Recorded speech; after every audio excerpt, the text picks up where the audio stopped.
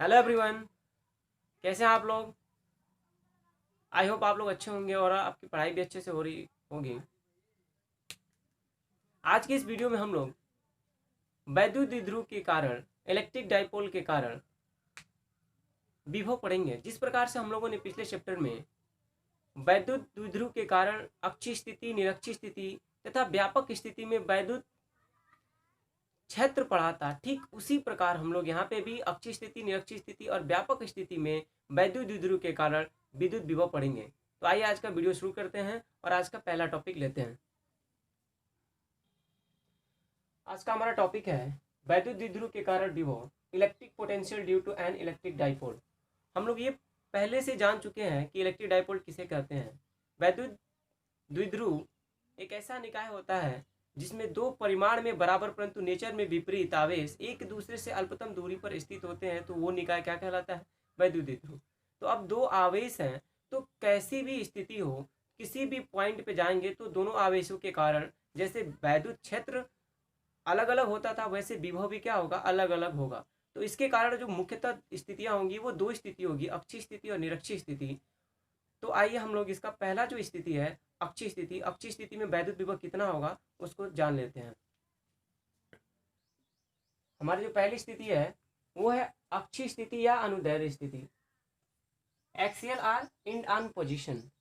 इसके लिए हम लोग जो लैंग्वेज मांगेंगे वो लिख सकते हैं, माना द्विध्रुव के आवेश जो वैद्युत द्विध्रुव के जो आवेश हैं प्लस क्यू व माइनस क्यू है तथा इनके बीच की जो अल्पतम दूरी कितनी है? 12 है।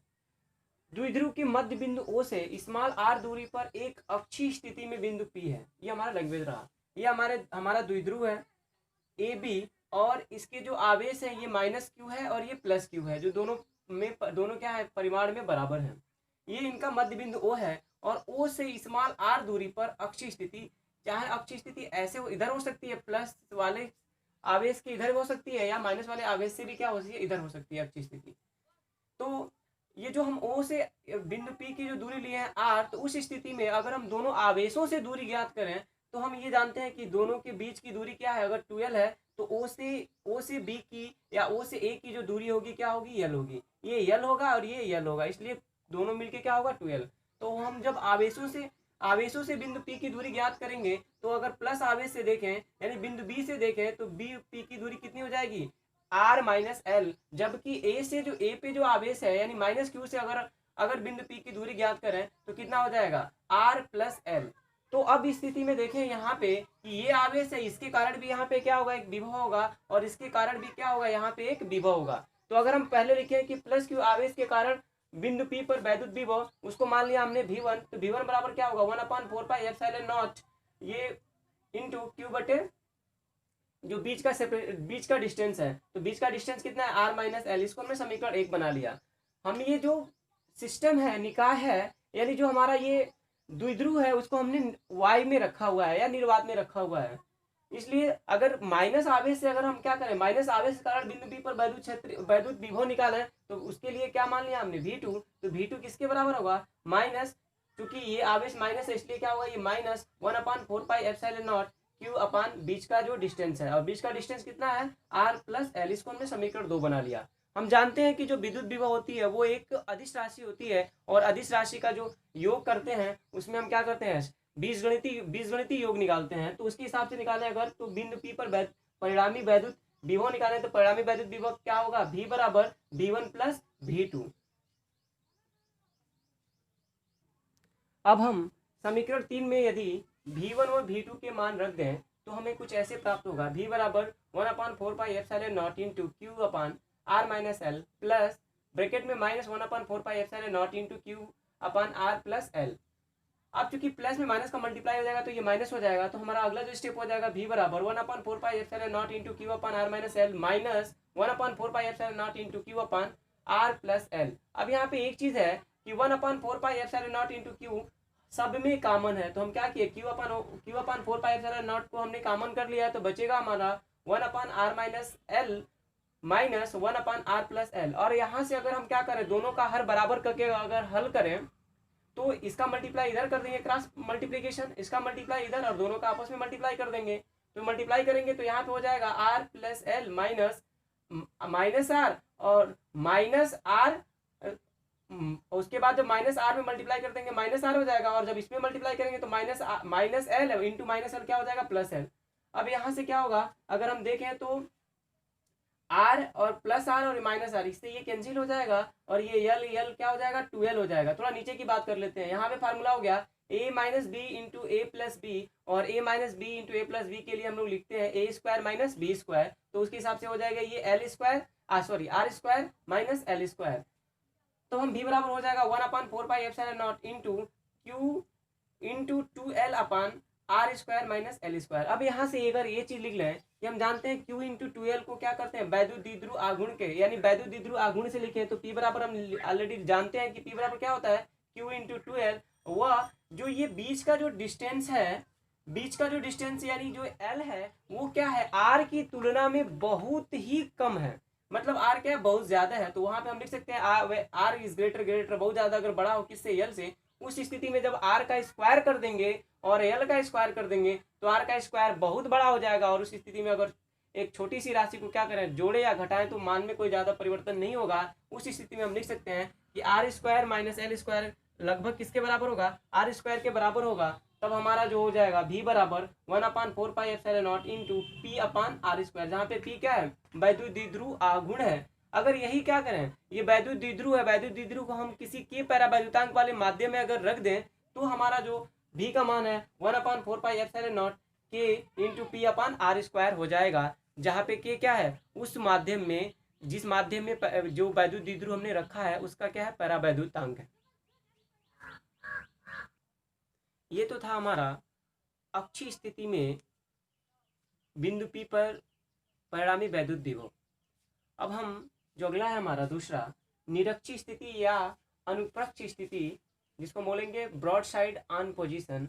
अब इस पे कितना परिणामी वैद्युत विभव होगा, आइए इसका डायग्राम और इसके लिए जो लैंग्वेज है वो कैसे लिखेंगे इसको देख लेते हैं। माना, लैंग्वेज में लिख सकते हैं हम, माना कि द्विध्रुव के मध्य बिंदु O से स्मॉल r दूरी पर निरक्षीय स्थिति में बिंदु P है, जहां पर हमको वैद्युत विभव ज्ञात करनी है। ये हमारा डायग्राम है। ये हमारा AB क्या है, एक वैद्युत द्विध्रुव है जिसके आवेश -q और +q है। दोनों के बीच का जो सेपरेशन डिस्टेंस है 2l है। तो हम O से अगर A के बीच की दूरी देखें तो क्या होगा, स्मॉल l। यहाँ पे अगर O से B की दूरी देखें तो ये भी क्या होगा, स्मॉल l। और निरक्षीय स्थिति की बात करें तो निरक्षीय स्थिति परपेंडिकुलर S यहाँ पे होगा या फिर इसके नीचे यहाँ पे हो सकता है, हमने ऊपर लिया सुविधा के लिए। तो बिंदु O से जो बिंदु P की दूरी है वो स्मॉल r है, जो कि किस स्थिति में है, निरक्षीय स्थिति में है। तो हमको इस दूरी से तो मतलब है नहीं, हमको दूरी चाहिए आवेश से बिंदु P तक। तो हमने क्या किया, बिंदु P को B से मिला दिया और बिंदु P को A से मिला दिया, मतलब दोनों आवेशों से मिला दिया। जब आवेश से मिलाएंगे तो ये क्या हो जाएगा, एक राइट एंगल ट्रायंगल हो जाएगा, और ये भी एक समकोण त्रिभुज होगा। और जब समकोण त्रिभुज होगा तो ये देखिए इसका जो हाइट है वो क्या है, r है, और इसको हमने क्या मान लिया, आधार, और जिसकी लंबाई कितनी है, l है। तो अगर पाइथागोरस थ्योरम लगाएंगे तो पाइथागोरस थ्योरम के हिसाब से क्या होगा, ये कर्ण हो जाएगा, और कर्ण का जो कर्ण के लिए जो हम लगाएंगे तो कर्ण किसके बराबर हो जाएगा, तो कर्णी में r square plus L square Pythagoras theorem से। क्योंकि हम लोग जानते हैं कि जो हाइपोटेनस का स्क्वायर होता है वो क्या होता है, हाइपोटेनस का स्क्वायर बराबर बेस का स्क्वायर प्लस परपेंडिकुलर के स्क्वायर के बराबर होता है। उस स्थिति से तो हम चित्र से स्पष्ट है कि क्या होगा, AP बराबर BP होगा, यानी जितनी दूरी A से P की होगी उतनी दूरी क्या होगी, B से P की होगी। और जब पाइथागोरस प्रमेय लगा देंगे तो AP बराबर BP है, और इसका मान कितना होगा, कर्णी में r square plus L square, क्योंकि ये दोनों क्या होंगे, कर्ण होंगे। अब हम बिंदु P पर अगर आवेशों के कारण अगर विभव की बात करें तो हमने ये मान लिया कि बिंदु P पर +q आवेश के कारण जो विभव है वो क्या है, वो V1 है। तो V1 का मान हो जाएगा 1/4πε0 इंटू q अपान BP, या अगर BP का मान रख दें तो ये हो जाएगा 1/4πε0 इंटू q अपान कर्णी में r square plus L square. इसको हमने समीकरण 1 बना लिया। इसी प्रकार अगर हम -q आवेश के कारण बिंदु P पर वैद्युत विभव की बात करें, वो हमने क्या मान लिया, V2 है। तो V2 बराबर क्या हो जाएगा, क्योंकि ये माइनस आवेश है इसलिए हो जाएगा -1/4πε0 इंटू q अपान AP, और जब इसका मान रख देंगे तो ये क्या हो जाएगा, -1/4πε0 इंटू q अपान कर्णी में r square plus L square. ये इसको हमने समीकरण 2 बना लिया।